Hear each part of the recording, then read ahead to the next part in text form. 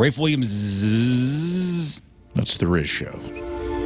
Well, E-Memoriam. Riz Show E-Memoriam. Presented by Rafe Williams. The Earl of Sandwiches. Rafe Dean Williams. Let's get to it. For those of you that don't know, I'm tired of explaining it. You should know by now. Listen, Bob Barker explains Plinko every time. You're right. The E-Memoriam is for those we lost this week via email, messages, general complaining tweets, or just whatever other mode of transportation you could get a message to us telling you that you disagreed with us or hated us about something that we said. But in the style of the Oscars in memoriam, we want to say goodbye to those we lost this week on The Riz Show. And our E-Memoriam is brought to you by Hughes Funeral Alternatives. Discover Acclimation, the natural, gentle, eco-friendly alternative to fire-based cremation. And speaking of fire-based cremation, let's roast some people. Let's do it. First up this week, adult trick-or-treaters.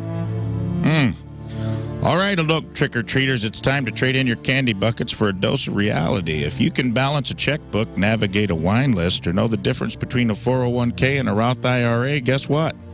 You're too old to be ringing doorbells asking for bite-sized Snickers.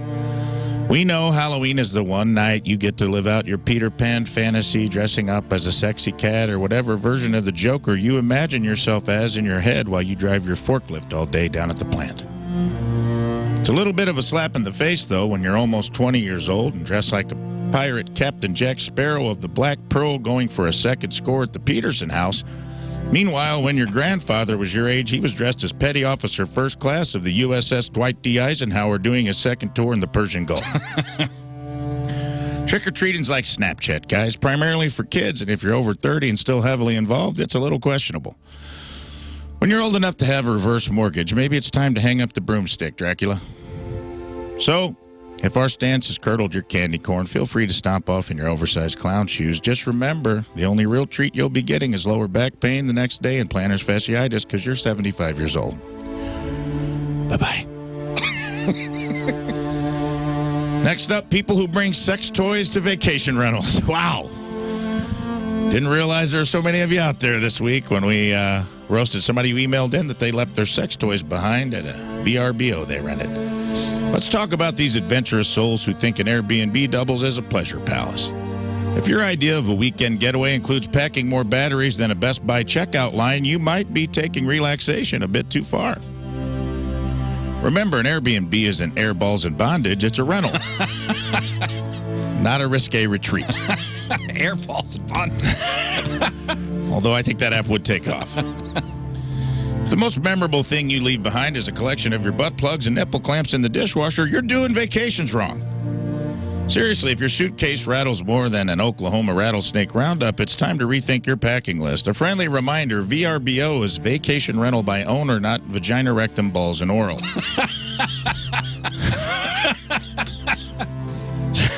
So to those who turned a cozy cottage into an adults-only showroom, your overzealous escapades have been officially checked out. Consider this your turn-down service at Hotel Riz. You gone. Next up, Crazy Ashleys. Yikes. Got a lot of emails from Ashleys when Moon said all Ashleys were crazy, and we all agreed. I said almost. He said all. I said almost. Roll the tape. Time to bid a bittersweet farewell to all the Ashleys out there after we casually mentioned that all Ashleys are a little loco. Look, we know not every Ashley is hoisting their own mad tea party, but you got to admit the name does seem to come with a pinch of wild-eyed spice. Ashleys, you've got the kind of energy that turns a simple brunch into a reality show pilot. If your name's Ashley, chances are your life's a roller coaster that even a methed-out carny might say, I don't know, man, seems kind of dangerous to me. This goes for guys and gals named Ashley, by the way. No, just girls. Oh. You know a guy named Ashley? I know two guys named Ashley. Oh, and they're crazy too? One of them's certifiably, yeah. All right, you're in. Ashley, man, you're in. Lump them in. We're not saying all Ashleys are crazy. We're just suggesting that if you're at brunch and you see a table flipped over, chances are an Ashley was involved. We would like to say goodbye to Ashley, but we know we can't because you'll be hiding in the bushes outside our house later to keep an eye on us and see if any bitches is trying to get a booty call from your ex-favorite show. So bye-bye till we see you tonight in a ghillie suit. Which brings us to our next E-Memoriam non-crazily Ashley. Ladies and gentlemen, we've got a rare moment here, an apology to the two Ashleys out there who, against all odds, aren't walking around as a tornado of unbridled insanity. That's right, in a sea of Ashleys, you two are like finding a needle in a haystack or a chill moment in a soap opera. To Ashley Judd and Ashley Furniture. The unsung heroes of normalcy in the Ashleyverse. We're sorry for lumping you in with the chaos crew. You're like unicorns galloping through a field of four-leaf clovers. Or a quiet day on Twitter. Basically, you're a miracle. One of you comes from a pedigree of contemporary country music royalty and will always be in our hearts as the beloved mother from Simon Birch. And the other has a pedigree of affordable contemporary furniture made by cheap plywood birch. So here's to you, the two Ashleys holding down the fort of sanity. You're as rare as Bigfoot in a selfie and as surprising as a calm family dinner at the Kardashians.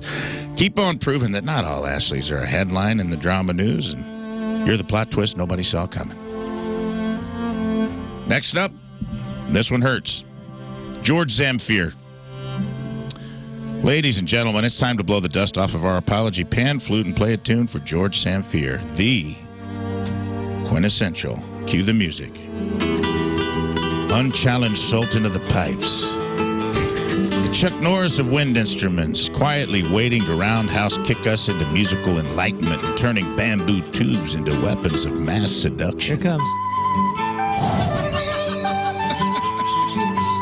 We're sorry, George, for not recognizing the sheer earth-shattering excitement that is pan flute music.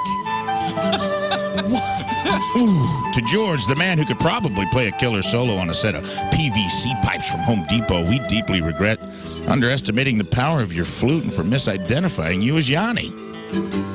It's like we were tone deaf to the siren song of your reeds and denying your very existence. You're not just playing music, George. You're orchestrating the winds, commanding the very air to dance. Birds stop flying. The wind holds its breath, and even the tides take a moment to listen. It's like Mother Nature herself is leaning in and saying, "Whoa, is that George on the reeds? Because I'm 70% water, and I just got wetter somehow."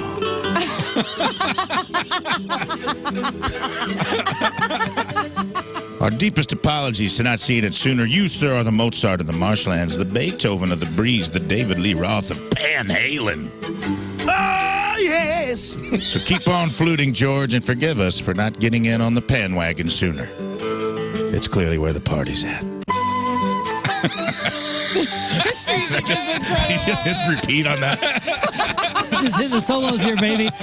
Thank you. All right, keep that solo going for the non-pan flutist, the misidentified Yanni. Next up. Yanni, forgive us, for we knew not of the main that launched 1,000 wind machines. As we played the silent keys of tribute, let's all pretend for a moment we're swaying at his concert, lost in a sea of high-waisted jeans and perms, marveling at the man, the myth, the mustache Yanni. Before Yoni beer was brewed from pulling vagina yeast, Yanni's beard was a dude pulling vagina least. We recently found ourselves in a Yanni-less void where whispers of, "Who's Yanni? Who's Yanni?" she said. She smiled in her special way. Thank you, El DeBarge.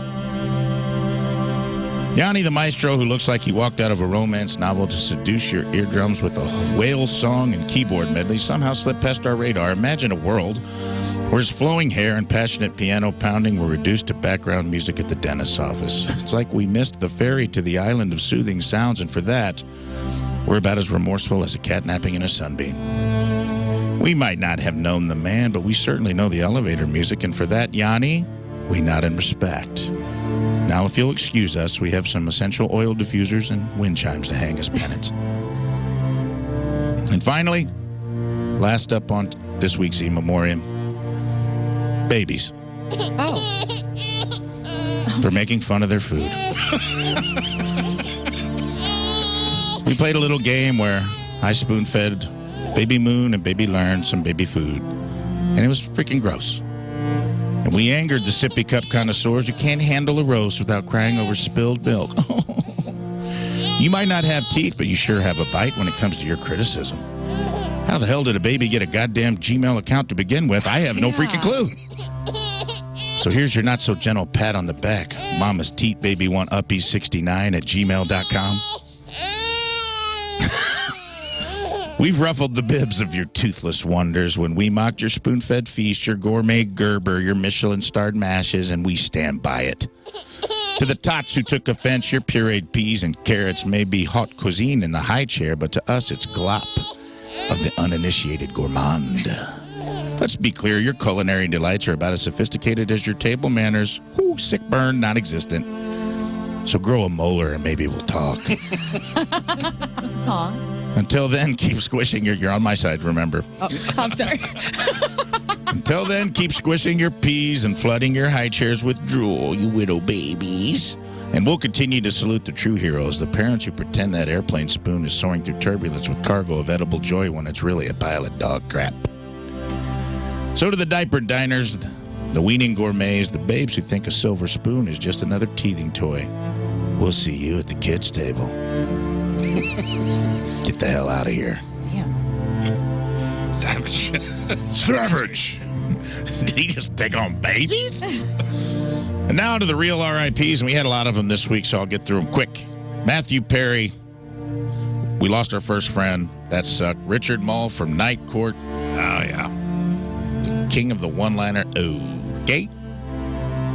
He was abducted by aliens at the end of Night Court. He went to see the Lord. Bobby Knight. He's up there throwing chairs in heaven and choking an angel right now. We'll miss you, Bobby.